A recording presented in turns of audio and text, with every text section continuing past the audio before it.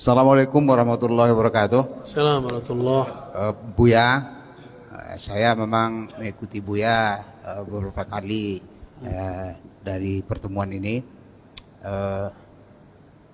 Kemarin di Masjid Ar-Rahman Buya bicara masalah tauhid. Tauhid itu yang terakhir adalah surat Al-Ikhlas. Buya katakan bahwa di surah Al-Ikhlas itu ada tauhid uluhiyah dan tauhid rububiyah. Allah, qul huwallahu ahad, Allahus samad. Ahad itu adalah uluhiyah, samad itu adalah rububiyah. Maka di buku Buya tulis itu nanti bukan uluhiyah tetapi adalah ahadiyah dan somadiyah. Tapi orang sebelah itu menambah, dia tambah dengan asma wa sifat. Ada lagi yang menambah itu dengan hukmiyah, jadi 4 gitu. Apa itu sebenarnya mengkaji tauhid itu? Ada uluhiyah, ada rububiyah dan asmaul sifat. Itu, dan di mana ini letaknya, Buya? Terima kasih. Assalamualaikum warahmatullahi wabarakatuh. Bagus Pak, Bapak mengikuti ya. Udah kayak mahasiswa nanya dosen. Pertama, tolong digarisbawahi, istilah uluhiyah kita berbeda definisi dengan uluhiyah salafi. Istilah rububiyah kita berbeda definisi dengan rububiyah salafi. Uluhiyah kita adalah Allah mengahadkan dirinya sendiri, dengan kalamnya sendiri. Itulah kul huwallahu ahad. Hanya Allah lah yang bisa mengesahkan dirinya sendiri sesempurnanya. Itulah tauhid uluhiyah. Uluhiyah kita sebut juga dengan bab.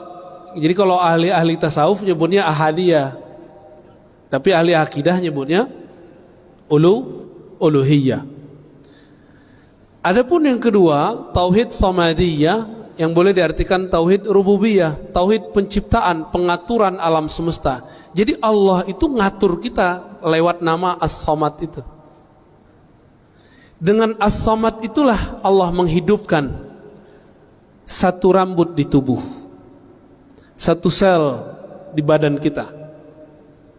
Maka Allahus Samad disebut tauhid penciptaan, tauhid pengaturan alam semesta, bahwa dialah satu-satunya yang numbuhin rambut bapak sendiri atau Allah? Yang numbuhin badan mak kita atau Allah? Allah ya. Nah itu maksudnya. Itu biar gampang Pak. Dari tauhid ini, dari kata ahad kita turunkan nama Allah wujud. Dari kata samad turunlah sifat-sifat yang lain yang kita sebut sifat wajib, salbiyah, ma'ani, ma'nawiyah. Digabung jadilah sifat 20. Karena Bapak ini gak bisa ngapalin sifat 20 sebagian, kalau Bapak mungkin bisa ngapalin. Yang lain kan susah Pak, udah kita ringkes jadi 2. Pembagian 20 itu kan untuk zamannya. Untuk zaman kita bisa lebih mudah, 2 aja cukup. Ahadiyah, samadiyah, atau uluhiyah, rububiyah. Lalu bagaimana dengan tambahan orang yang menambahkan asma wa sifat? Nah, tunggu dulu, kita ganti topik. Uluhiyah rububiyah yang kita maksud barusan ini akidah ahlus sunnah. Sedangkan yang bukan ahlus sunnah tapi mereka mengklaim itulah tauhidnya Nabi. Bahkan di buku-buku mereka itu inilah tauhidnya para nabi bahkan sebelum Nabi Muhammad. Lebay gak? Emang para nabi dulu tauhidnya uluhiyah rububiyah asma sifat? Ada gak mereka bagi tauhid? Gak ada kan? Pembagian ini artinya berbeda. Uluhiyah versi Ibnu Taimiyah artinya tiada yang berhak disembah kecuali Allah, disebut tauhid ubudiyah. Adapun tauhid rububiyah sama, tauhid penciptaan alam semesta.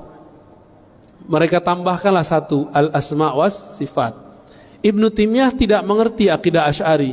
Kata dia Asy'ari hanya meyakini 7 nama atau 7 sifat Allah. Coba tanya ke orang-orang yang berakidah Asy'ariyah, betulkah begitu? Tidak.